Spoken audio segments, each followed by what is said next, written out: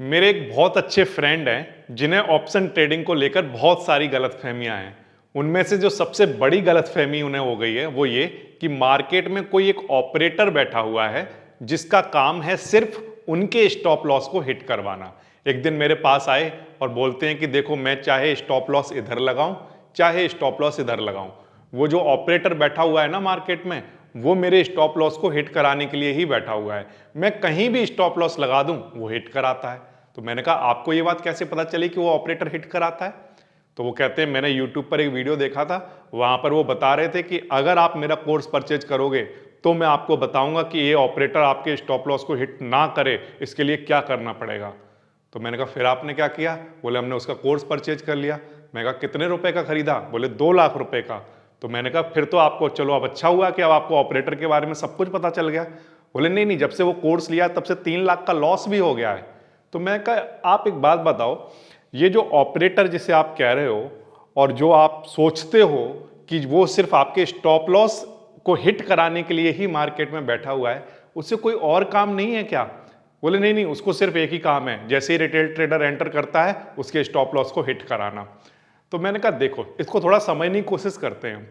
आपने 2 लाख रुपए खर्च किए ऑपरेटर के बारे में जानने के लिए। मैं अगले कुछ मिनटों में आपको फ्री में इसको समझाने की कोशिश करता हूं कि मार्केट में मार्केट मेकर किस तरह से काम करते हैं। इन्हीं सब की बातें करेंगे आज की क्लास में। तो चलिए शुरू करते हैं और समझने की कोशिश करते हैं कि मार्केट में मार्केट मेकर किस तरह से वर्क करते हैं। जब भी मार्केट मेकर के कॉन्सेप्ट की बात आती है तो सबसे जरूरी होता है कि एक टर्म को आप बहुत अच्छे से समझ लो। वो टर्म है मिडिल मैन। जो मिडिल मैन मार्केट में होता है उसका काम होता है जो डिमांड है उसको मैनेज करना। क्या मतलब है सर इस बात का? इस बात को थोड़ा समझने की कोशिश करते हैं। जैसे आपने अमेजोन के बारे में सुना है, या आप फ्लिपकार्ट के बारे में सुना है, या अदर और भी कई ऐसी सारी कंपनियां होंगी। ये जो कंपनियां हैं ये दरअसल क्या है, तो ये मार्केट में मिडिल मैन की तरह काम कर रही हैं। एक जो मिडिल मैन होता है वो क्या करता है, मार्केट में जो फिशरमैन है उससे फिश खरीदेगा, करेक्ट, और उसको ले जाकर रिटेल मार्केट में सेल कर देगा। जिस तरह से अमेजोन पर बुक सेलर जो होगा वो बुक्स को परचेज करेगा, बुक सेलर से बुक को परचेज करेगा अमेजोन, और ले जाकर किसी और को सेल करेगा, जो स्टूडेंट है उसको सेल कर देगा। या फिर वो किसी से फर्नीचर को परचेज करेगा और परचेज करके ले जाकर किसी ऑफिस मैनेजर को सेल करेगा। तो ये जो मिडिल मैन है उसका काम क्या है?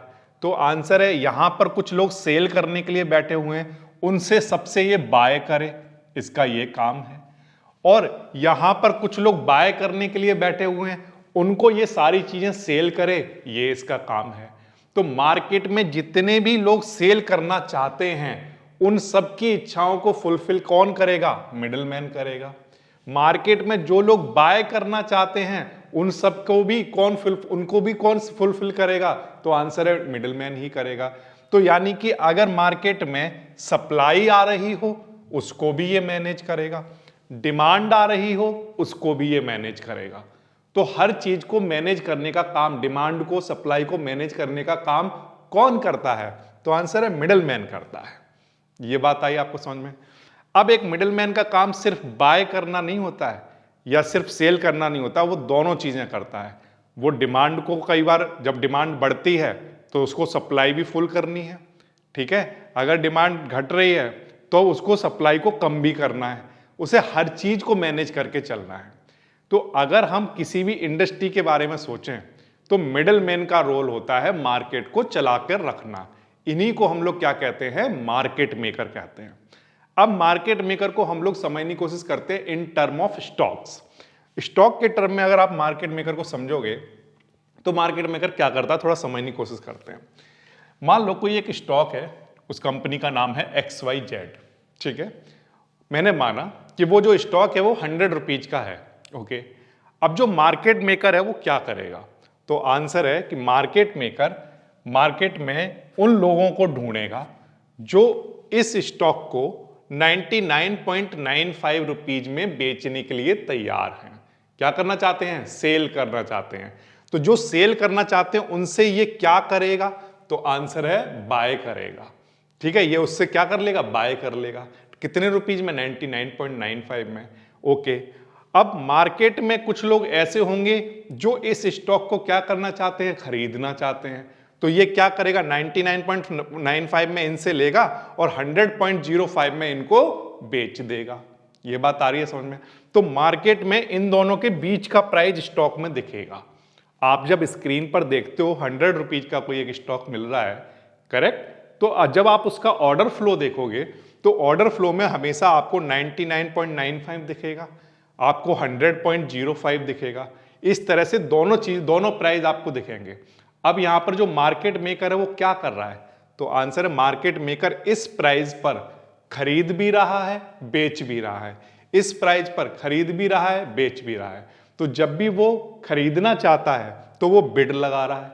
क्या लगा रहा है, बिड लगा रहा है। और जब भी वो बेचना चाहता है तो हम कहेंगे कि वो आस्क कर रहा है, यानी कि वो ऑफर कर रहा है। इस बात को समझ आ गई आपको, क्लियर बात? तो इस तरह से वो क्या करता है, इस स्टॉक पर एक बहुत छोटा सा अमाउंट प्रॉफिट का बना लेता है। जैसे एग्जांपल के लिए मान लो उसने 100 रुपीज में परचेज किया, करेक्ट, और 100.05 में उसको सेल कर दिया, तो उसे कितने रुपीज का मार्जिन मिल गया, 0.05 का, करेक्ट। अब उसे प्रॉफिट कितना हुआ, तो आंसर है कि अगर उसने 1000 शेयर ऐसे सेल कर दिए मार्केट में, इतने में खरीद के इतने में बेच के, करेक्ट, तो उसका प्रॉफिट कितना हुआ, 0.05 का डिफरेंस था इसमें। इसको हम लोग क्या बोलते हैं, एक स्प्रेड बोलते हैं। ये बहुत ही स्मॉल स्प्रेड है। इसमें 1000 से मल्टीप्लाई करा लो तो उसे कितने रुपीज का फायदा हो गया, 50 रुपीज का फायदा हो गया। ये मैंने आपको एक ट्रेड करके दिखा दी, किसकी, मार्केट मेकर की। क्या ट्रेड हुई, एक बार फिर से समझना। स्टॉक कितने का था, 100 रुपीज का, ठीक है। वो 99.95 में खरीदना चाहता है, ठीक है, तो उसको खरीदेगा उससे ये, करेक्ट, और खरीद के कहां पर बेच दिया, 100 में, तब भी उसे कितने का फायदा हुआ, 0.5 का। या उसने 100 में खरीदा और 100 पे खरीद के 100.05 में बेच दिया, तब भी उसका उतना ही 0.05 का बेनिफिट हो जाएगा। तो इस तरह से मार्केट स्प्रेड होता रहेगा, करेक्ट, और उसको 50 रुपीज का प्रॉफिट होता रहेगा। ये मैंने आपको एग्जांपल दिया 1000 शेयर का। लेकिन मार्केट में होता क्या है, market maker billions of share को, स्टॉक्स को क्या करते हैं, खरीदते हैं और बेचते हैं। यहां से खरीद रहे हैं, यहां बेच रहे हैं, या यहां पर बेच रहे हैं, यहां पर खरीद ले रहे हैं। ये सारी चीजें वो करते हैं कितने स्टॉक्स के साथ, बिलियंस ऑफ स्टॉक्स के साथ। तो आप ये मत सोचना कि अरे सर ये तो 50 रुपए का ही फायदा हुआ, तो फिर मार्केट मेकर 50 रुपए बनाने के लिए बैठा है, नहीं। यहां पर बिलियंस का आप मल्टीप्लाई कराओ तो आपको एक बहुत लार्ज अमाउंट में आपको दिखाई देगा कि यहां पर एक बड़ा प्रॉफिट मार्केट मेकर बना रहा है, ठीक है। ये तो चलता है स्टॉक में। अब इसमें उनके ऐसा करने की वजह से आप देखोगे कि जो प्राइस है वो मूव होता रहता है। कैसे, देखो 99.95 पर स्टॉक परचेज किया, ठीक है, कोई बेचना चाह रहा है, मान लो समवन कोई ऐसा है जो इसको इतने प्राइस पर बेचना चाह रहा है, ठीक है, इन्होंने क्या किया, उससे परचेज कर लिया। फिर उन्होंने मार्केट में लोगों को बोला कि मैं 100.05 पर इस स्टॉक को बेच रहा हूं, जो 100 रुपीज का आपको दिखाई दे रहा है। ये बात ध्यान रखना, आपको मार्केट में दिखेगा कितने का, 100 रुपीज का, ठीक है, लेकिन कोई इसको सेल करना चाह रहा है कितने पर, 99.95 पर, करेक्ट। तो ये क्या करेगा, उससे ये बाय कर लेगा, है ना, और फिर क्या करेगा, उसको आगे इस प्राइस पर ऑफर करेगा और उसको सेल कर देगा। इस तरह से वो करता रहेगा। लेकिन अगर मान लो उसे कोई मार्केट में ऐसा बायर मिल गया जो कि 100 पॉइंट, मैं इसके आगे लिखता हूं, जैसे मान लीजिए 100.10 पर इसको परचेज करने के लिए तैयार है, करेक्ट, तब वो क्या करेगा, तो आंसर है फिर वो इस प्राइस पर बाय करने के लिए तैयार हो जाएगा, है ना। पहले वो इतने पर बाय करता था, इतने पर बेचता था, लेकिन उसे एक ऐसा बायर मिल गया जो यहां पर उसको परचेज करने के लिए तैयार है, तो फिर वो क्या करेगा, अब इस प्राइस पर बाय करना स्टार्ट कर देगा और इस प्राइस पर सेल करना स्टार्ट कर देगा। फिर इसके आगे क्या हुआ, इसके आगे मान लो उसे यहां पर और एक बायर मिल गया जो कि 100.15 पर इसको परचेज करने के लिए तैयार हो गया। तब ये क्या करेगा, तो तब ये करेगा कि पहले इस पर बाय कर रहा था, इस पर सेल कर रहा था, अब इस पर भी बाय करना शुरू कर देगा और इस पर सेल करना स्टार्ट कर देगा। तो इस तरह से जो 100 वाला जो प्राइस था, अब वो मूव करना स्टार्ट कर दिया।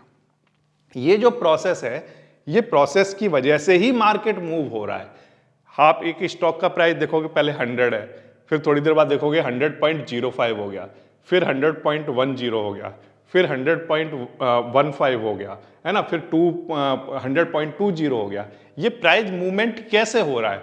तो आंसर है कि जो मार्केट मेकर है, जो पहले इस प्राइस पर क्या कर रहा था, बाय कर रहा था, इस पर सेल कर रहा था।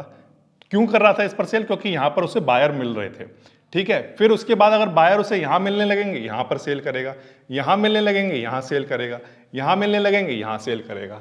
तो वो हर प्राइस पर उनको क्या कर रहा है? तो आंसर है सेल कर रहा है। अब आप ध्यान से देखना, यहां पर मैंने आपको सेल करने का बताया या नहीं बताया?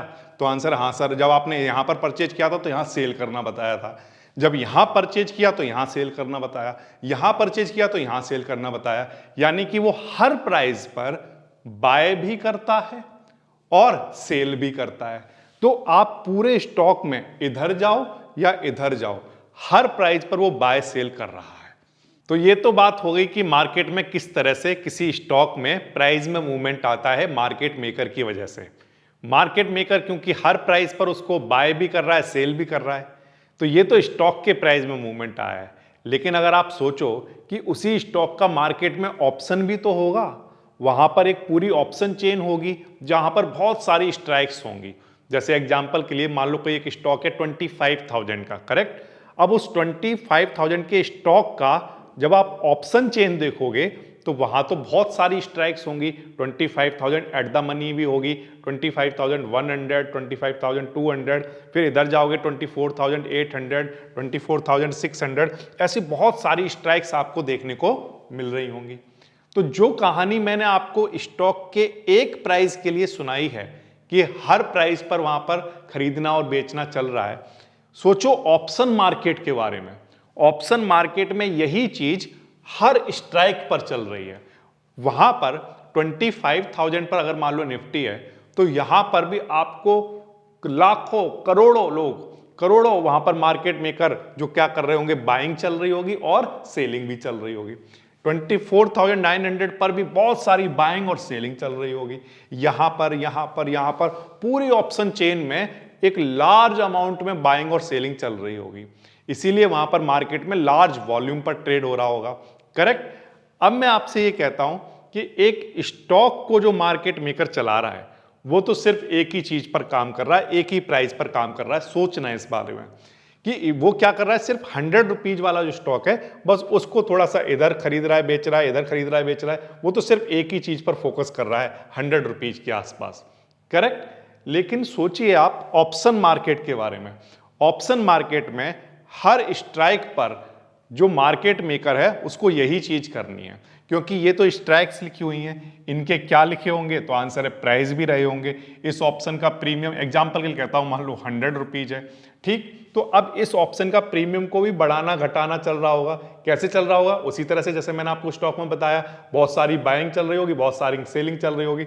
अब अगर कोई बायर है जो कि 100 से ज्यादा अमाउंट में इसको परचेज करने के लिए तैयार हो जाता है, तो ये प्राइस 100 से ऊपर की तरफ शिफ्ट हो जाएगा। अगर वहां पर कोई बायर नहीं मिल रहा है, सप्लायर ज्यादा हो गए हैं, यानी मार्केट मेकर को अगर बायर नहीं मिल रहा है, तो वो प्राइस डिक्रीज होना स्टार्ट हो जाएगा। तो ये पूरी तरह से सप्लाई और डिमांड का काम चल रहा है। लेकिन स्टॉक के केस में सप्लाई डिमांड सिर्फ स्टॉक में हो रही है, लेकिन उसी के ऑप्शन में हर स्ट्राइक पर सप्लाई और डिमांड को मैनेज किया जा रहा है। इतना काम करना होता है मार्केट मेकर को। तो बड़ा एक छोटा काम नहीं कर रहे, बहुत बड़ा काम कर रहे हैं। करोड़ों ट्रेड हो रही है वहां पर, लाखों ट्रेड हो रही हैं जिन पर उनको मैनेज करनी है सप्लाई और डिमांड, ठीक। उस कॉम्प्लेक्सिटी तक आप पहुंच गए। अब वो क्या करेगा? तो आंसर है कि अगर मान लो जो 100 रुपीज वाला स्टॉक था, करेक्ट, उसका प्राइस 100.10 पर पहुंच गया, यहां पर ध्यान रखना 10 पर पहुंच गया, 100 से ऐसे बढ़ते बढ़ते उधर की साइड बढ़ गया, तो जो उसकी पूरी ऑप्शन चेन होगी उसका जो प्राइस है उसको ऑप्शन जो मार्केट मेकर है उनको भी उसी के अकॉर्डिंग बदलना पड़ेगा। जैसे एग्जांपल के लिए मैं कहता हूं कि मान लो कोई एक स्टॉक है जो 25,000 रुपीज का है, करेक्ट। अब वहां पर मार्केट मेकर बैठे होंगे अलग, जो कि उस स्टॉक में खरीदना बेचना कर रहे होंगे, करेक्ट। उनके खरीदने बेचने की वजह से प्राइस में कुछ मूवमेंट आ गया, तो ये हमारा अंडरलाइंग हो गया जिसमें मूवमेंट आ गया। और एग्जांपल के लिए कहता हूं कि 25,100 की तरफ मूव कर गया, करेक्ट। अब होगा क्या? तो आंसर है कि इसकी जो ऑप्शन चेन है उनके भी प्राइस अब इस डायरेक्शन में बढ़ने चाहिए। तो अब ये सारे प्राइस जो होंगे वो सारे के सारे प्राइस को अब ये क्या करेंगे मार्केट मेकर, इमीडिएट कुछ ही सेकंड्स के अंदर हर वक्त वो क्या कर रहे होंगे, इनको रीप्राइस कर रहे होंगे। अगर मार्केट इधर की तरफ बढ़ रहा है तो यानी 100 रुपीज वाला जो प्रीमियम है वो बढ़ना स्टार्ट हो जाएगा, इसको बढ़ाना पड़ेगा उन्हें, करेक्ट। और अगर मार्केट इधर की तरफ जाना स्टार्ट हो जाएगा, तो कॉल ऑप्शन की बात कर रहा हूं, तो उस केस में इस प्राइस को उन्हें इमीडिएटली कम करना पड़ेगा। तो ये सारा बहुत पिको सेकंड्स के अंदर ये सारा काम चल रहा है, इतना सब कुछ मार्केट के अंदर हो रहा है। तो मैं अपने फ्रेंड से ये पूछना चाहता हूं कि वो ये रिप्राइजिंग करने में बिजी हैं जो मार्केट मेकर, उनको इस बात की टेंशन है कि कोई गणेश शर्मा आ रहा है, अच्छा लाओ, अच्छा उसने यहां स्टॉप लॉस लगाया, चलो आज इसको हिट कराते हैं।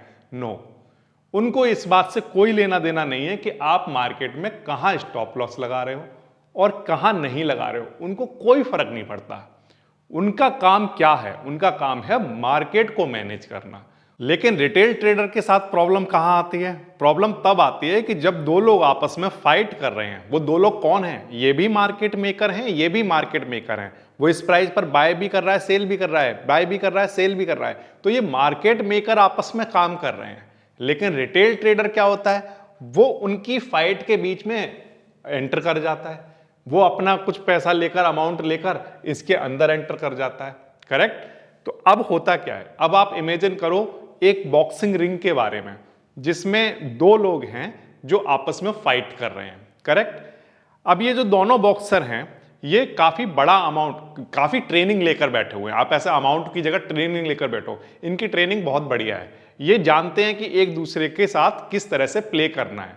लेकिन बीच में आ जाता है एक रिटेल ट्रेडर। वो क्या करता है, वो उसको सेल करने की भी कोशिश करता है, बाय करने की भी कोशिश करता है। तो अब होता क्या है, उसको इधर से भी पंच मिल रहा है, इधर से भी पंच मिल रहा है। तो वो मार्केट मेकर उसको दोनों तरफ से पिट रहा है। वो अब इधर से भी पिटाई हो रही है उसकी, इधर से भी पिटाई हो रही है, क्योंकि रिटेल ट्रेडर बीच में घुस रहा है उनकी फाइट के बीच में, करेक्ट। इतनी बात आ रही समझ में? तो फिर रिटेल ट्रेडर को करना क्या चाहिए? तो मैं कहता हूं रिटेल ट्रेडर का काम यह होता है, जो एक छोटा ट्रेडर है वो हमेशा उस साइड रहे जिस साइड में जो फाइटर है जो जीत रहा है। मतलब मान लो हमारे पास दो फाइटर हैं, एक है ए और एक है बी। अगर ए का पलड़ा भारी हो रहा है, अगर ए के पॉइंट ज्यादा हैं, ये ज्यादा हैवी हो रहा है, तो हमारा रिटेल ट्रेडर काम है इसकी साइड खड़ा होना, करेक्ट। लेकिन अगर बी वाला अगर जीतने लग जाए तो रिटेल ट्रेडर का काम है इसके साथ खड़े होना। लेकिन अगर आप इन दोनों के बीच में घुसने की कोशिश करोगे तो आप इधर से भी पिटाई होगी आपकी और इधर से भी पिटाई होगी। तो मेनली जो 90-95% रिटेल ट्रेडर लॉस कर रहे हैं, वो एक्चुअल में क्यों कर रहे हैं? क्यों? क्योंकि वो मार्केट के बीच में जाकर एंटर कर रहे हैं। वो क्या कर रहे हैं, उनको पता नहीं है कि अभी बाय की साइड में रहना है कि सेल की साइड में रहना है, करेक्ट। अब हो क्या रहा है, ये बाय है, बाय मान लो जो फाइटर ए है उसका नाम है बाय, और मान लो फाइटर बी है उसका नाम है सेल। अब जो रिटेल ट्रेडर है उसको ना तो ये पता है कि अभी बाय करूं, बाय की साइड में रहूं या सेल की साइड में रहूं, तो वो बीच में आ जाता है। अब बीच में आने पर क्या होता है, दोनों तरफ से पिटाई होती है उसको। तो हमें रिटेल ट्रेडर को यह समझना पड़ेगा कि कब बाय करें और कब सेल करें, यह इंपॉर्टेंट चीज है। या आप अगर कर सकते हो तो उस फाइट से थोड़ा सा दूर खड़े होकर देखो, और दूर खड़े होकर ही आप सपोर्ट करो। चाहे तो बायर को सपोर्ट करो, चाहे तो सेलर वालों को सपोर्ट करो। हैं तो दोनों मार्केट मेकर, आप केवल उन्हें सपोर्ट कर सकते हो। सपोर्ट करने का मतलब उनकी साइड रह सकते हो, आप उनकी फाइट के बीच में नहीं आ सकते हो। और रिटेल ट्रेडर की मेन प्रॉब्लम यह है कि वो यहां पर हर जगह एंट्री ले रहा है और वो कुछ और चल रहा है मार्केट में, वो कुछ प्राइसिंग रिप्राइज करने में लगे हुए हैं मार्केट को। यहां पर ये बीच में एंट्री लेकर कुछ और करने की कोशिश कर रहे हैं। और एक और बड़ी गलती जो मार्केट में रिटेल ट्रेडर कर रहे हैं वो ये कि वो बड़े लॉट के साथ प्ले करना स्टार्ट कर देते हैं। अब एक तो इनकी फाइट के बीच में एंटर कर रहे हैं और ऊपर से बड़े लॉट लेकर जा रहे हैं, तो उनका लॉस भी बड़ा हो रहा है। तो रिटेल ट्रेडर का सबसे पहला काम तो ये है कि वो जब मार्केट में नए नए आए हैं तो वो एक बहुत ही स्मॉल लॉट के साथ एंट्री करें, जिससे कि अगर लॉस भी हो तो उनका कम हो। नंबर एक चीज। नंबर दो ये कि उनको ये देखना आना चाहिए कि आज मार्केट में ट्रेड कौन सी सही रहेगी जिसको सेलेक्ट किया जाए और मार्केट में लॉस ना हो। सही ट्रेड का मतलब ये है कि सही फाइटर की साइड में जाना। ए की साइड, अगर ए जीत रहा हो तो ए की साइड में जाना और बी जीत रहा हो तो बी की साइड में जाना। इस बात को ध्यान रखना, क्योंकि अगर आप तो अपना रिस्क मैनेज कर नहीं रहे हो, लेकिन ध्यान रखना जो मार्केट मेकर हैं क्या उनको रिस्क नहीं होता है? उनको रिस्क होता है, बट वो अपने रिस्क को मैनेज करके रखते हैं। मैं आपको कुछ एग्जांपल देता हूं कि मार्केट मेकर को रिस्क कब होता है और वो किस तरह से उसको मैनेज करते हैं। थोड़ा समझने की कोशिश करो। जैसे मान लो एग्जाम्पल के लिए किसी दिन 100 रुपीज का कोई स्टॉक है, ठीक है, और मॉर्निंग के टाइम में मार्केट मेकर उसको परचेज कर रहा था 99.95 पर, बाय भी कर रहा था, सेल भी कर रहा था, और यहाँ पर 10 बजे तक यही चलता रहा। प्राइस जो है वो इसी के आसपास घूम रहा था। ओके, अब मान लो मार्केट में अचानक से वोलाटिलिटी बढ़ गई। वोलाटिलिटी बढ़ गई का मतलब ये है कि मार्केट में अचानक से बहुत सारे, सपोज करो बायर आ गए, मैं बायर के एग्जांपल समझाता हूं, बहुत सारे बायर आ गए। बहुत सारे बायर वो कौन से थे? तो आंसर है एक मार्केट मेकर भी बहुत सारा बायर हो सकता है, ये बात ध्यान रखना।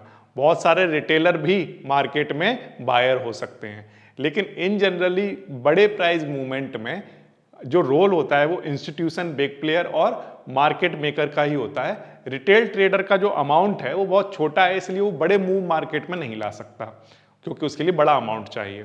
तो मैं एग्जांपल के लिए कहता हूं कि किसी भी वजह से मार्केट में बायर आ गए, वो चाहे कोई भी हो, तो उससे मार्केट में मान लो मूव आ गया बड़ा। अब हो क्या रहा था? हो ये रहा था कि ये यहाँ पर जो बाइंग और सेलिंग चल रही थी वो 100 रुपीज के आसपास चल रही थी, लेकिन दोपहर में 2 बजते बजते उसका जो प्राइस है सपोज करो 105 रुपीज हो गया। तो अब सोचो जिस मार्केट मेकर ने लाखों स्टॉक यहीं पर उसको सेल कर दिया था 100 रुपीज पर, 100 रुपीज के आसपास सेल कर दिया था, तो उसे तो लॉस हो रहा होगा। क्यों? क्योंकि यहां पर जो प्राइस था वो 105 था, करेक्ट, तो वो यहां पर भी सेल कर सकता था। तो आंसर है कि देखो मार्केट मेकर जो है वो कभी भी ना मार्केट में पोजीशन को होल्ड करके नहीं रखता। जैसे एक रिटेल ट्रेडर क्या करता है, वो ये करता है कि 99 में खरीदा, ठीक है, और 100 में सेल कर दिया। तो आप देखना कई लोग हमेशा इसी बात को लेकर रोते रहते हैं कि अरे मैंने बहुत जल्दी सेल कर दिया, 100 रुपीज पर ही सेल कर दिया, अगर मैं चाहता तो 105 पर जाकर सेल होता, क्योंकि स्टॉक तो उस दिन 105 पर चला गया था, तो मुझे तो लॉस हो गया। जो उनका प्रॉफिट हुआ है वो छोटा प्रॉफिट को वो प्रॉफिट नहीं मानते, वो केवल उस बात के लिए परेशान रहते हैं कि 99 में परचेज करके 100 में ही बेच दिया, जबकि उस दिन 105 पर गया था प्राइस, यहीं पर जाकर मुझे सेल करना था, करेक्ट। तो आप बहुत सारे रिटेल ट्रेडर को इसी तरह की बातें करते हुए देखोगे। लेकिन मैं ये कहता हूं कि जो मार्केट मेकर है उसको कोई फर्क नहीं पड़ता कि 99 में खरीद के उसने 100 पर बेच दिया था और बाद में मार्केट में 105 हो गया था प्राइस। क्यों? क्योंकि वो हर वक्त क्या करता है, हर प्राइस पर उसको बाइंग और सेलिंग चल रही है उसकी। तो कोई भी प्राइस ऐसा नहीं होगा जो उसके लिए ऐसा प्राइस हो जिस पर वो अफसोस करे कि अरे मैंने उतने पर बेच दिया और इतने पर रखना चाहिए था, ये करना चाहिए था, वो करना चाहिए था। इसका उसके पास टाइम नहीं है और ना उसे उसकी टेंशन है, क्योंकि वो डायरेक्शन पर डिपेंड ही नहीं कर रहा है। आप सोचो इस बात को, जब आप हर प्राइस पर बाइंग सेलिंग कर रहे हो तो आपको डायरेक्शन से कोई लेना देना है क्या? आपके पास 100 पर भी आपने बाय किया है, सेल किया है, आपने 101 पर भी बाय किया है, सेल किया है, 102, 3, 4 और फिर 5 जब हुआ होगा तो बाकी के सारे प्राइस पर मार्केट मेकर तो बाय सेल करता हुआ आ रहा है, हाँ या ना? तो उसका डायरेक्शन से कोई भी लेना देना नहीं है। अब हर प्राइस पर बाय सेल करने का मतलब ये हो गया कि वो अपने डेल्टा को क्या करता रहता है, ऑप्शन के केस में न्यूट्रल करता रहता है। ये बात आ रही समझ में? एक स्टॉक में जब बाइंग सेलिंग चल रही है तो वहां तो प्राइस की बाइंग सेलिंग चल रही है, लेकिन ऑप्शन के केस में क्या होता है? ऑप्शन के केस में वो अपने डेल्टा को न्यूट्रल करता रहता है। अगर वो अपने डेटा को न्यूट्रल करता रहेगा तो उसे हर प्राइस का एक्सपोजर मिलता रहेगा। इन सब बातों को हम किसी एक वीडियो में, जब थोड़ी सी कई सारी स्ट्रेटेजी हम एडवांस वाली सीख चुके होंगे, तब मैं इस बात को थोड़ा अच्छे से एक्सप्लेन कर पाऊंगा कि हर डेल्टा को न्यूट्रल करने से कैसे हर प्राइस का एक्सपोजर मिलता है।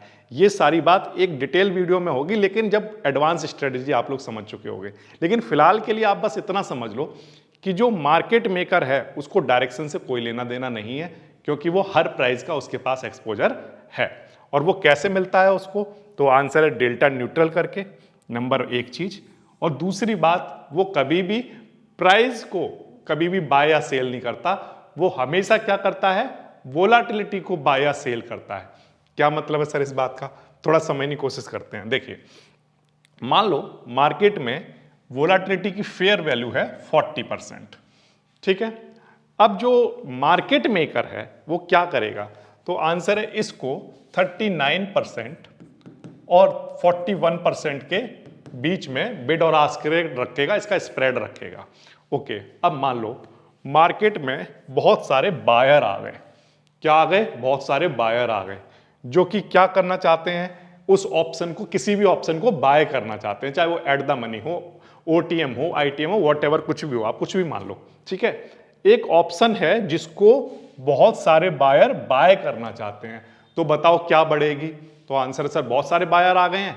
अब वो बायर चाहे रिटेलर हो, चाहे मार्केट मेकर हो, इंस्टीट्यूशन हो, बिग प्लेयर हो, व्हाटएवर, कुछ भी हो, लेकिन वो आ गए हैं। अगर वो आ गए हैं तो मार्केट में क्या बढ़ रही है?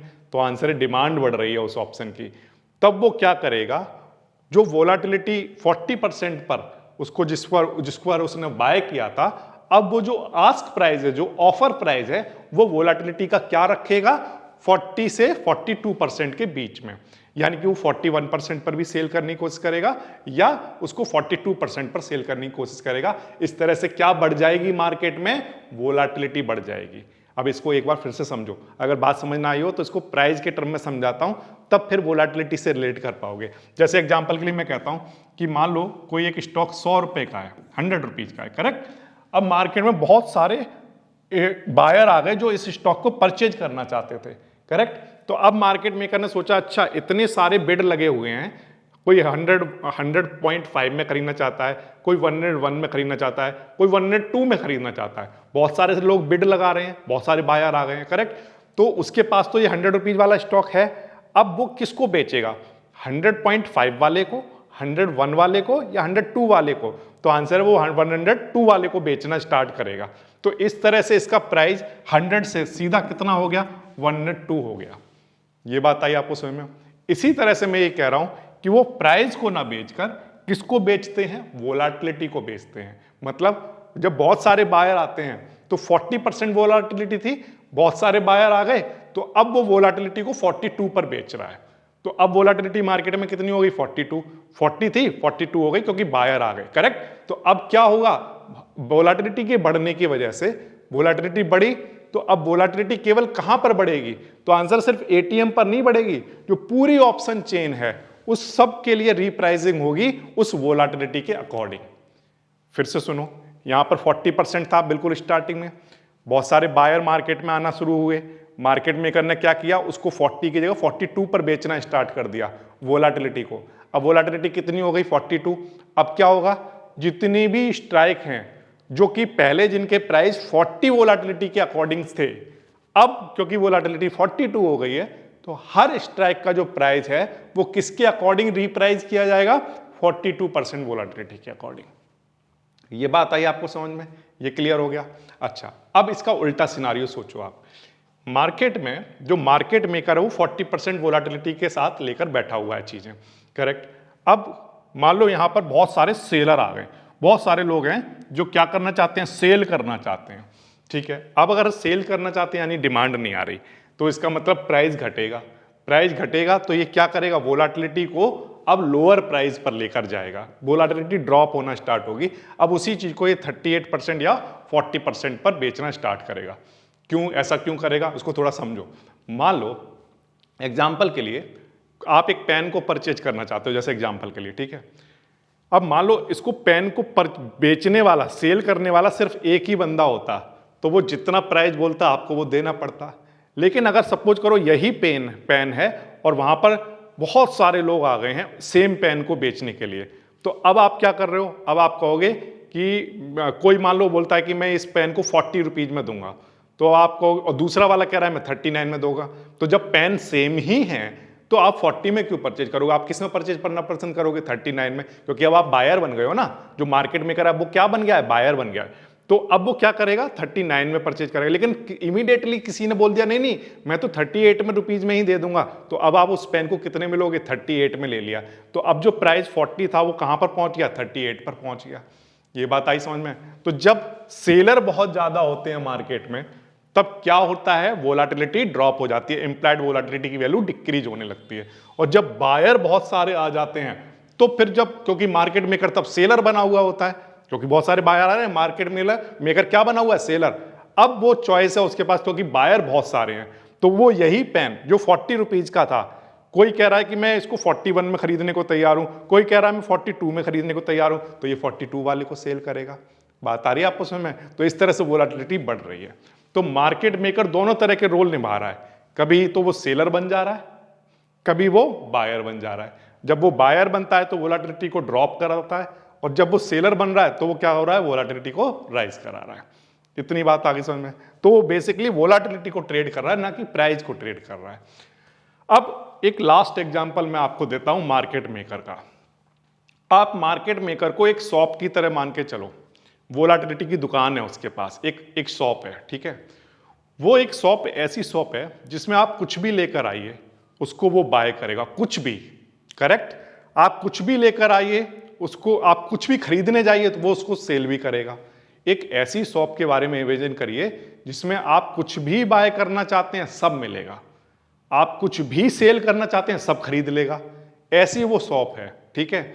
अब वो शॉप में उस करता क्या है, वो ये देखता है कि मेरी दुकान में, मेरी शॉप में जब बहुत सारे बायर एंटर कर रहे हैं तो वो अपनी दुकान में जो चीजें हैं उनकी कीमतें बढ़ा देता है, करेक्ट।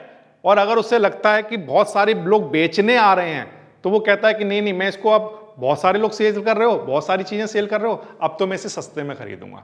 तो वो उस टाइम उनके प्राइस को क्या कर देता है, डिक्रीज कर देता है। तो आप इसको हमेशा, मार्केट मेकर को हमेशा एक शॉप की तरह देखा करो, एक ऐसा शॉपकीपर जो वोलेटिलिटी को सेल कर रहा है, वोलेटिलिटी को बाय कर रहा है, ठीक है। ये बात आगे समझ में?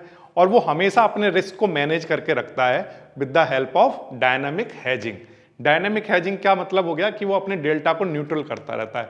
जैसे एग्जांपल के लिए मान लो कोई एक पेन है, कोई मान लो मार्केट, उसकी शॉप में कोई आया और ये पेन को उसको 41 रुपीज में बेच के चला गया, उसने खरीद लिया, कोई दिक्कत नहीं।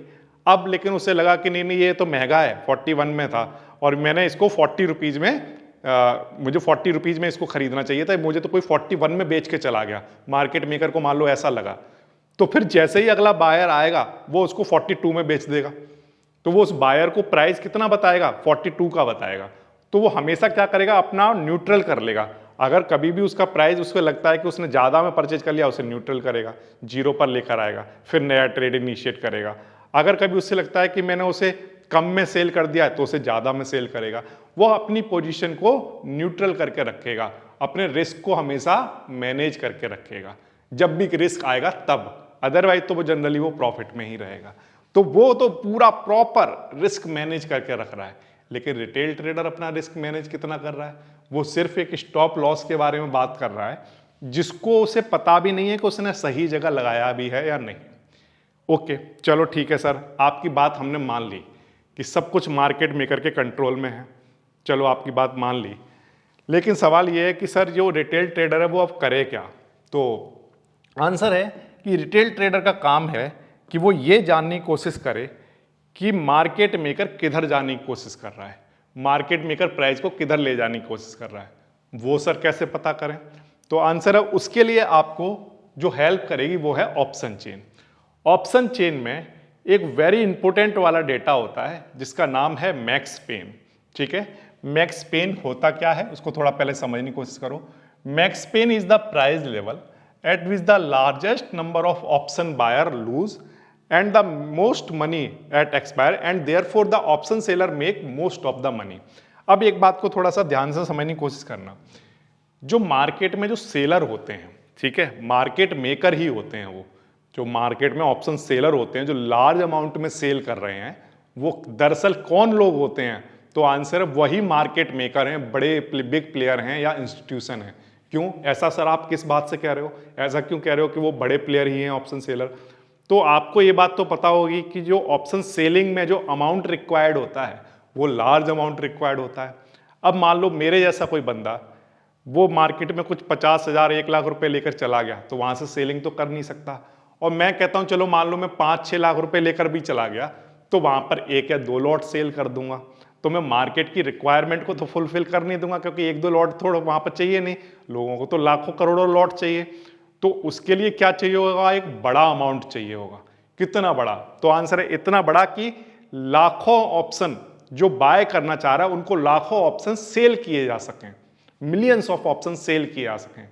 तो सोचो एक ऑप्शन को सेल करने में अगर 1 लाख रुपीज चाहिए तो मिलियंस को सेल करने में कितना रुपया चाहिए होगा, बहुत बड़ा अमाउंट चाहिए होगा। इसलिए मैं कह रहा हूं कि इन जनरली मोस्ट ऑफ टाइम आप देखोगे कि जो सेलर होते हैं वो बिग प्लेयर होते हैं या इंस्टीट्यूशन या मार्केट मेकर होते हैं, क्योंकि उनके पास ज्यादा कैपिटल होता है, तो वही मार्केट को मैनेज कर पाएंगे। आप 4-5 लाख रुपए लेकर जाओगे तो उससे मार्केट मैनेज नहीं होगा, क्योंकि मार्केट मेकर को तो हर चीज करनी है। उसका लॉस हो रहा होगा तब भी वो क्या करेगा, उसको ले लेगा। ये बात ध्यान रखना। मान लो आपको किसी ट्रेड में प्रॉफिट हुआ, रिटेल ट्रेडर को प्रॉफिट हुआ, तो यानी किसी का तो लॉस हुआ होगा, ठीक ना। अब वो किसी का लॉस हुआ, किसका हुआ, मान लो मार्केट मेकर का हुआ, तो वो तो उस प्राइस पर भी परचेज कर लेगा। क्यों? क्योंकि उसे पता है कि मैं इसी चीज को कहीं और बेच दूंगा, अभी मार्केट में बहुत ज्यादा स्प्रेड है और वो आसानी से ऐसा कर पाएगा।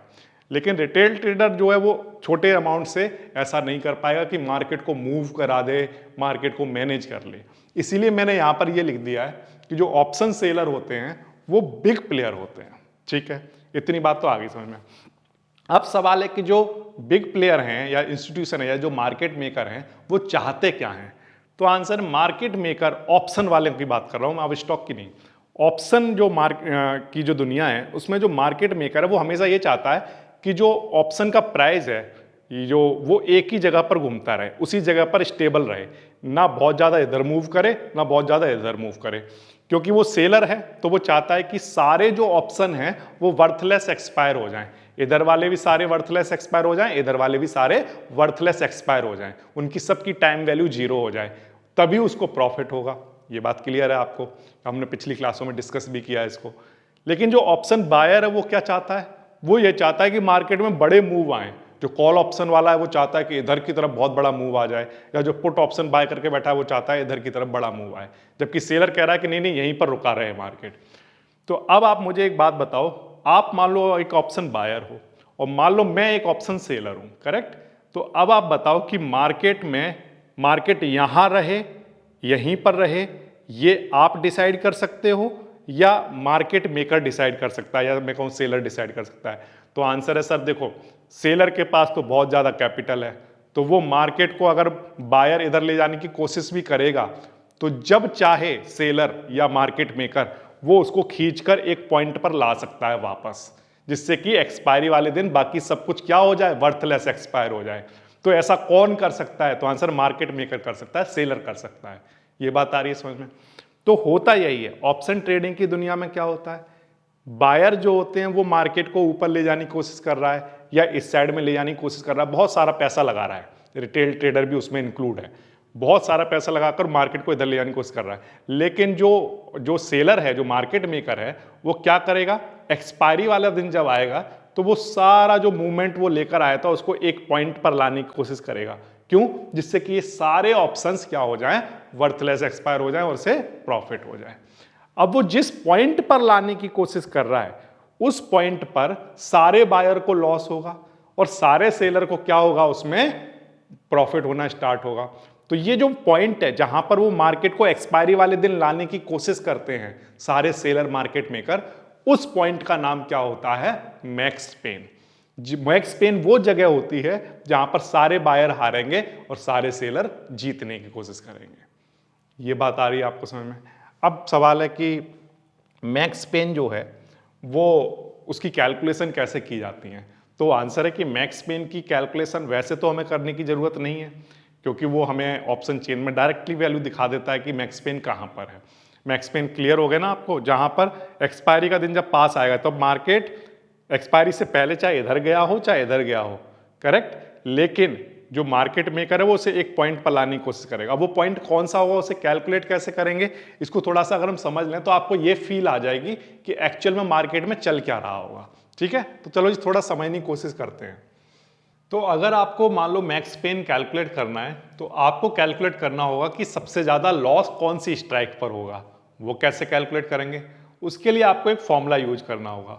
क्या है वो फॉर्मूला, किसी भी स्ट्राइक का लॉस अगर आपको कैलकुलेट करना है तो आपको ओपन इंटरेस्ट, उस स्ट्राइक के ओपन इंटरेस्ट को मल्टीप्लाई कराना होगा किससे, जिसमें जितना भी डिफरेंस है, जहां पर भी वो एक्सपायर हुआ है और जहां जो स्ट्राइक उसने परचेज कर रखी है उसके डिफरेंस से।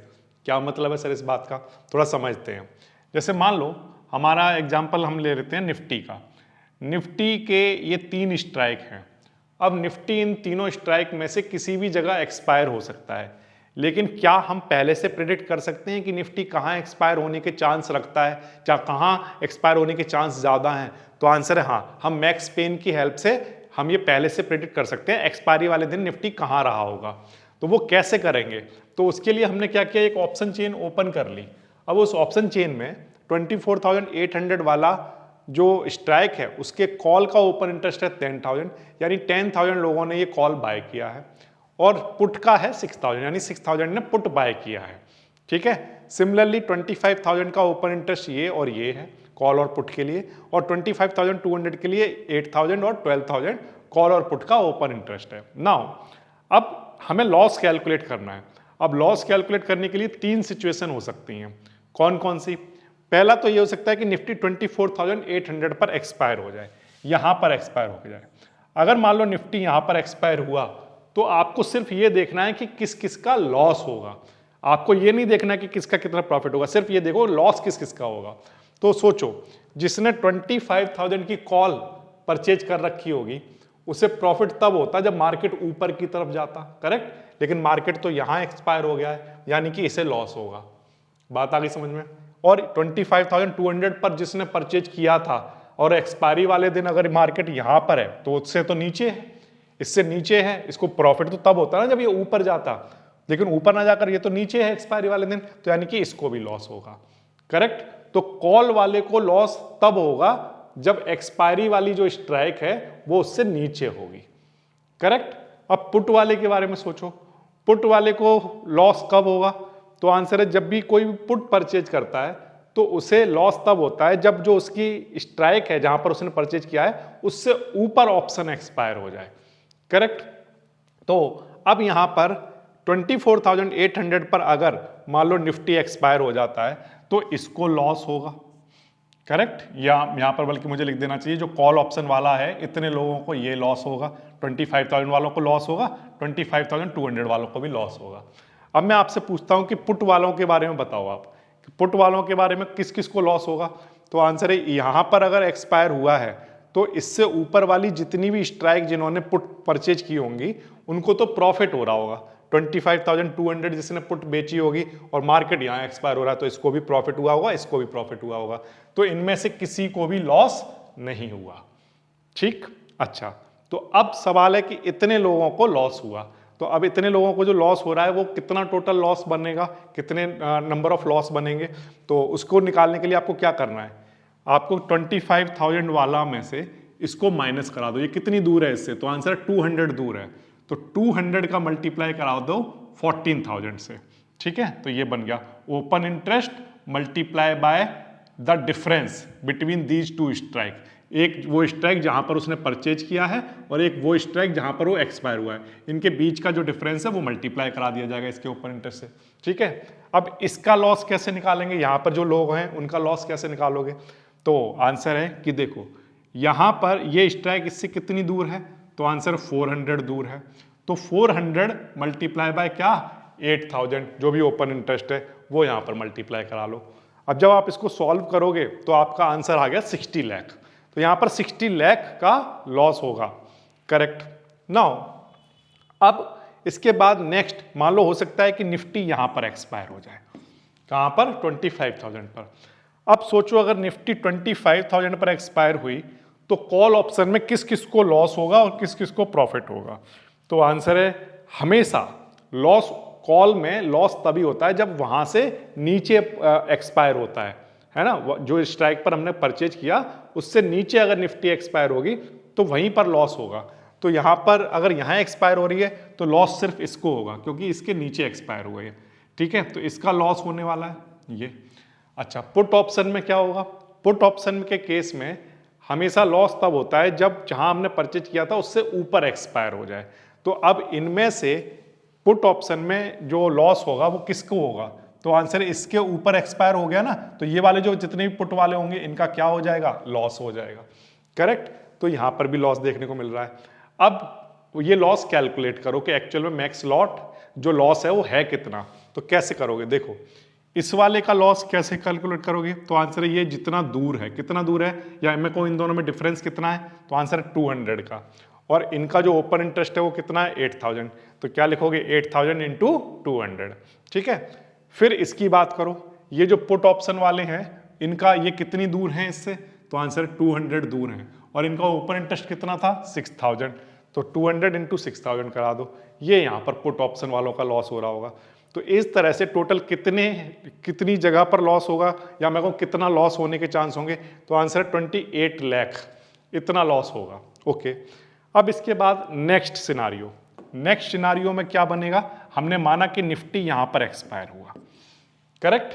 अगर निफ्टी यहाँ एक्सपायर हुआ तो जिन लोगों ने एक्सपायरी से पहले जहां जहां खरीदा था कॉल ऑप्शन और पुट ऑप्शन, उनमें किसको प्रॉफिट और किसको लॉस हो रहा होगा, तो आंसर है कि जिसने ये परचेज किया था डे 1 और एक्सपायर हो गया यहाँ पर कॉल वाला, तो इसको तो क्या होगा, तो आंसर है प्रॉफिट होगा, क्योंकि इसके ऊपर एक्सपायर हुआ है। जिसने ये डे 1 परचेज किया था और एक्सपायर हुआ यहाँ पर, तो इसको भी क्या होगा, प्रॉफिट होगा, इसको भी कोई लॉस नहीं होगा। तो ये सारे के सारे जो कॉल वाले हैं वो तो किस में होंगे, प्रॉफिट में होंगे इसमें, ठीक है। इतनी बात आ गई समझ में। अब सवाल है कि जो पुट ऑप्शन वाले हैं उनके बारे में सोचो आप। तो अगर मान लो निफ्टी 25,200 पर एक्सपायर हुआ, तो पुट ऑप्शन में तो प्रॉफिट तब होता जब वो जहां पर परचेज किया उससे नीचे एक्सपायर होता। लेकिन सोचो किसी ने ये पुट खरीदी होती 25,000 की, है ना, और एक्सपायर हुआ यहाँ पर, तो इसको क्या होगा, तो आंसर है लॉस होगा। क्या होगा यहाँ पर, लॉस, ये पुट वाले को लॉस होगा। और जिसने ये पुट खरीदी होगी डे 1 लेकिन एक्सपायर हुआ यहाँ पर, तो पुट को परचेज करने पर प्रॉफिट तो तब होता जब इससे नीचे एक्सपायर होता, लेकिन ये तो ऊपर एक्सपायर हो गया है, तो यानी कि इसके वाले ये जितने भी पुट हैं उन सबको भी क्या होगा, लॉस होगा, करेक्ट। अब इनके लॉस कैलकुलेट कैसे करोगे, तो आंसर है ये देखो कि ये स्ट्राइक इससे कितनी दूर है, तो आंसर 400 दूर है, करेक्ट। अब 400 का मल्टीप्लाई इसके ओपन इंटरेस्ट से करा दो ये। फिर आप इस वाले का लॉस देखो कि ये कितनी दूर है, 200 दूर है, तो 200 दूर है, फिर इसके ओपन इंटरेस्ट का यहाँ मल्टीप्लाई करा दो, ये आ गया। नाउ अब जब आपने इसको कैलकुलेट किया तो ये आया 64 लाख। तो अब इन तीनों स्ट्राइक में जो मैक्सिमम लॉस हैं वो हमने कैलकुलेट कर लिए, 60, 28 और 64 लाख। अब आप ध्यान से देखो कि सबसे बड़ा लॉस जो ये बायर हैं उनका सबसे बड़ा लॉस कहाँ पर होगा, तो सबसे बड़ा लॉस हो रहा है 64 लाख का। और ये 64 लाख का लॉस कब हो रहा है, जब निफ्टी कहाँ पर एक्सपायर हो रही है, 25,200 पर। तो फिर मैं कहता हूँ कि निफ्टी जैसे जैसे एक्सपायरी वाले दिन की तरफ बढ़ेगी, तो चाहे निफ्टी 25,000 पर हो, 24,800 पर हो, वो कहीं पर भी हो, लेकिन या 25,200 से और आगे 25,400 पर क्यों ना हो, वो किधर की तरफ मूव करना स्टार्ट कर देगा, 25,200 की तरफ। इस बात को हमेशा ध्यान रखना, सबसे ज्यादा लॉस यहां हो रहा है। अब जो निफ्टी है वो 25,200 की तरफ ही मूव करेगी, क्योंकि सबसे ज्यादा बायर का लॉस यहीं पर होगा और सबसे ज्यादा प्रॉफिट जो है सेलर का यहीं पर होगा। तो चाहे निफ्टी एक्सपायरी से पहले 25,000 पर हो, करेक्ट, चाहे वो 25,400 पर हो, चाहे वो मैं कहता हूं 24,800 की तरफ हो, करेक्ट, या मैं कहता हूं 25,600 की तरफ हो, कहीं पर भी हो। लेकिन जैसे जैसे एक्सपायरी पास आएगी, ये जो मार्केट मेकर हैं इसको यहां पर लाने की कोशिश करेंगे, ठीक है, यहां पर लाने की कोशिश करेंगे। और यहां पर क्यों लेकर आना चाहते हैं, क्योंकि सबसे ज्यादा बायर का यहां पर लॉस होगा। क्लियर हो गई बात। तो मैं कहता हूं कि एक्सपायरी वाले दिन निफ्टी कहां होगा इसको आप प्रिडिक्ट कर सकते हो, लेकिन ये 100% गारंटी नहीं है इस बात की कि नहीं ऐसा होगा ही। लेकिन 100% नहीं है तो कितने परसेंट है, तो मैं कहता हूं कोई भी चीज 100 में से 90% भी अगर होती हो, इन जनरल अगर ऐसा होता हो, तो हम उसको कह सकते हैं कि हाँ ये जनरली होता ही है। अगर 10 टाइम नहीं हो रहा है तो वो बहुत सारे रीजन हो सकते हैं, कोई एक बड़ा ऑर्डर आ जाए, बड़ा मालूम मार्केट मेकर ही कोई एक बड़ा ऑर्डर वहां पर मार्केट में दे देते हैं, तो एकदम से वोलाटिलिटी बढ़ जाती है, बड़े मूव आ जाते हैं, तो हो सकता है मार्केट एक साइड शिफ्ट हो जाए। कोई ऐसी न्यूज आ जाए जिसकी वजह से किसी स्टॉक में बहुत तेजी से इस साइड मतलब स्टॉक गिरना स्टार्ट हो जाए या फिर ऊपर की तरफ चढ़ना स्टार्ट हो जाए, तो वो न्यूज की वजह से हो सकता है। कहीं पर कोई वॉर हो गई, तो ऐसा हो सकता है। तो मतलब कुछ ना कुछ इवेंट होना चाहिए। बिना इवेंट के तो आप समझ लो, अगर कोई इवेंट नहीं है तो जो निफ्टी एक्सपायर होगी, या मैं कहूँ कोई भी अंडरलाइंग एक्सपायर होगी, वो अपने मैक्स पेन के आसपास ही एक्सपायर होगी। एग्जैक्ट नहीं कह रहा हूं, उसके आसपास एक्सपायर होगी। ये समझ आया?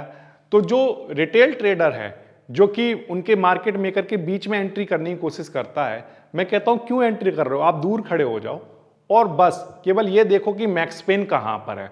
मैक्स पेन सर कहां पर देखेंगे, क्या ये सब कैलकुलेशन करेंगे? तो आंसर है नो, आपको कैलकुलेशन करने की जरूरत नहीं है। जैसे ही आप निफ्टी की ऑप्शन चेन ओपन करोगे तो आपको यहां पर बहुत ही क्लियरली मैक्स पेन दिख जाएगा। कितना मैक्स पेन दिख रहा है बताओ आपको स्क्रीन पर? तो आंसर है सर यहां पर दिखाई दे रहा है 25,950। ठीक है, अब एक्सपायरी जैसे ही पास आएगी वैसे वैसे आप देखोगे कि अभी निफ्टी यहां पर कितना है, 25,976 के आसपास चल रहा है। आई होप शायद आप ये देख पा रहे हो। अगर आप ये देख पा रहे हो तो आपको यहां पर ध्यान रखना कि ये 18 नवंबर है, करेक्ट। और अगर मैं डेट देखता हूं तो ये 17 नवंबर है ना? कितना है? 17 नवंबर। मैं 17 नवंबर को ये वीडियो रिकॉर्ड कर रहा हूं और आप देखो तो जो निफ्टी है वो 25,970 के आसपास है, करेक्ट। और मैक्स पेन आप देख रहे हो कितना है, 25,950 है। अब एक्सपायरी इस निफ्टी की जो मैं आपको लाइव मार्केट में दिखा रहा हूं अभी, इसकी एक्सपायरी कल होने वाली है, यानी कि 18 नवंबर को होने वाली है। इस बात को ध्यान रखना। और ये वीडियो मैं एक दिन पहले बना रहा हूं। तो आप देखो कि एक्सपायरी अगले दिन है और ये निफ्टी किसकी तरफ मूव करना स्टार्ट कर दिया है? तो आंसर है 25,950 की तरफ मूव करना स्टार्ट कर दिया है। आप देखो प्राइस वहीं पर घूम रहा है, करेक्ट। अब मार्केट मेकर क्या करेंगे, इसको मैं लाइव मार्केट में दिखा रहा हूं आपको, क्योंकि जनरली लोग कहते हैं कि सर थोड़ा प्रैक्टिकल चीजें बताओ, तो प्रैक्टिकल ही बता रहा हूं आपको। मार्केट में आप इस प्राइस को अभी चेक करना, ठीक है, 25,978 है। अब ये यहीं पर ऐसे घूमता रहेगा, ऐसे ही घूमता रहेगा। वो क्या करेगा, वोलाटिलिटी को क्या करेगा, लो करके रखेगा। बहुत ज्यादा हाई नहीं, बहुत ज्यादा लो भी नहीं कर रहा है। अभी इस टाइम आप देखो तो मार्केट में वोलाटिलिटी को मीडियम दिखा रहा है, ठीक है। ये मार्केट में वोलाटिलिटी आप याद ध्यान रखना, ये मीडियम भी तब हुई होगी, इससे पहले हर हाल में ये लो रही होगी और मार्केट इसके कहीं दूर रहा होगा। आप चेक करना चार्ट में, कहीं दूर रहा होगा। तो उस वोलाटिलिटी को लो से मीडियम पर लेकर आया होगा मार्केट मेकर और उस मैक्स पेन के आसपास इसको लेकर आया होगा। इसीलिए यहां पर ये मीडियम दिखा रहा है, लो से मीडियम हुआ है, ये बात ध्यान रखना। तो हमेशा मार्केट मेकर मैक्स पेन के आसपास ही लाएगा। तो आपको कैलकुलेट नहीं करना, बस ऑप्शन चेन ओपन किया करो और यहां पर मैक्स पेन को देख लिया करो, ठीक है। इतनी बात आ गई आपको समझ में?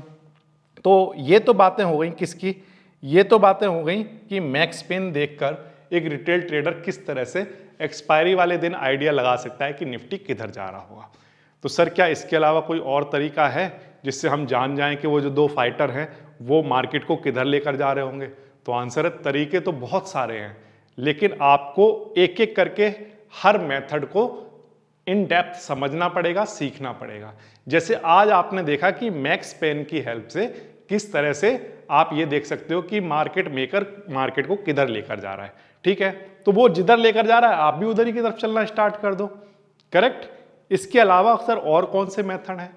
तो इसके अलावा एक मेथड और है, जैसे जिसको हम लोग कहते हैं पीसीआर, जिसको हम लोग कहते हैं पुट कॉल रेशियो। इसके अलावा एक और इंपॉर्टेंट बात, कई लोग ये सोच रहे होंगे कि सर आप लास्ट क्लास में तो ऑप्शन चेन में लॉन्ग अनवाइंडिंग, शॉर्ट कवरिंग और इन सब की बातें करने वाले थे। आप तो कह रहे थे कि नेक्स्ट वीडियो में हम बात करेंगे कि किस तरह से लॉन्ग और पुट, जो कॉल है जो और जो पुट है, उसका डेटा एक साथ देखें तो मार्केट की स्ट्रेंथ कैसे समझेंगे। लेकिन आपने तो आज मैक्स पेन की बातें की हैं सीधी। तो मैंने मैक्स पेन की बात इसलिए पहले की है कि मार्केट में हमेशा स्ट्रेंथ की जब बात आती है तो स्ट्रेंथ को समझने से पहले मैक्स पेन को समझना जरूरी है। मार्केट की स्ट्रेंथ को हम लोग डिटेल में समझने की कोशिश करेंगे नेक्स्ट क्लास में, और हम ये भी समझेंगे कि एक कॉल और पुट का डेटा जब एक साथ देखा जाता है तो उससे बहुत ही क्लियरिटी मिलती है कि जो मार्केट मेकर है वो किधर की तरफ जाने की कोशिश कर रहा है, और बहुत सारा कैलकुलेशन ना करना पड़े तो किस तरह से सिर्फ पीसीआर के नंबर को यूज करके बड़े आसानी से आप यहां पर देखो, आप पीसीआर आपको दिख रहा होगा, ये जो पीसीआर जो आपको लिखा हुआ दिख रहा है 1.02, इस नंबर की हेल्प से बड़े आसानी से पता कर सकते हो कि मार्केट मेकर अभी मार्केट में क्या कर रहा है। लेकिन ये सारी बातें होंगी कहाँ, नेक्स्ट क्लास के अंदर। आई होप मेरे फ्रेंड को ये बात समझ में आ गई हो कि मार्केट मेकर आपके स्टॉप लॉस को नहीं देख रहा है, उसके पास इतना टाइम ही नहीं है कि वो आपके स्टॉप लॉस को हिट कराने का ही सिर्फ काम करे। वो तो एक जर्नी कर रहा है, वो तो एक प्रोसेस में है। उस प्रोसेस में आप बीच में आते हो तो आपके स्टॉप लॉस हर जगह हिट होंगे। ये जरूरी नहीं है कि आप यहीं पर करो। एक तो ये चीज हो गया। दूसरा एक और इंपॉर्टेंट बात, मार्केट में जब रिटेल ट्रेडर जाता है तो अपना स्टॉप लॉस लगाता है on the basis of support and resistance, और वो सपोर्ट और रेजिस्टेंस जो है वो रिटेल ट्रेडर का अलग होता है, मार्केट मेकर का अलग होता है।